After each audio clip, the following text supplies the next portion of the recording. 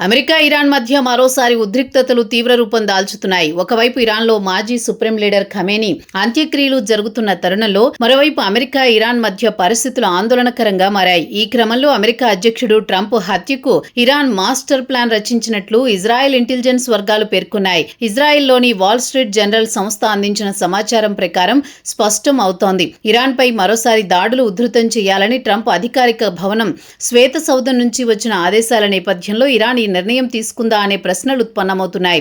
అయితే ఈ విషయం గత వారమే ట్రంప్ టేబుల్ వద్దకు చేరినట్టు తెలుస్తోంది. అందుకే ఇటీవల ట్రంప్ ఓ సమావేశంలో మాట్లాడుతూ కీలక వ్యాఖ్యలు చేశారు.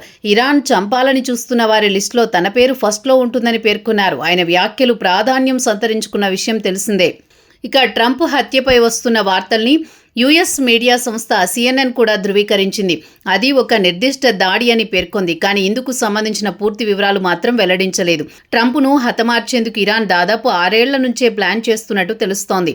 2020లో ట్రంప్ జనరల్ క్యాసమ్స్ సోలేమనీని హతమార్చాలని ట్రంప్ ఆదేశాలు జారీ చేసినప్పటికీ ఇరాన్ ట్రంప్ హత్యకు ప్లాన్ చేస్తున్నట్లు తెలుస్తోంది. ఇటీవల నాటో సమ్మిట్ పూర్తయిన తర్వాత టర్కీ నుంచి తిరిగి అమెరికాకొచ్చే క్రమంలో ట్రంప్ తన పాత ఎయిర్ ఫోర్స్ 1 ఎయిర్ క్రాఫ్ట్ను వినియోగించారు. దాంతో ట్రంప్ తీసుకున్న నిర్ణయంపై పలు అనుమానాలు వ్యక్తమయ్యాయి. ఇరాన్పై మరోసారి తాజాగా అమెరికా దాడులు చేపట్టిన తర్వాత ట్రంప్ ఇలా భద్రతా వలయంలోకి వెళ్లడం ప్రాధాన్యం సంతరించుకుంది.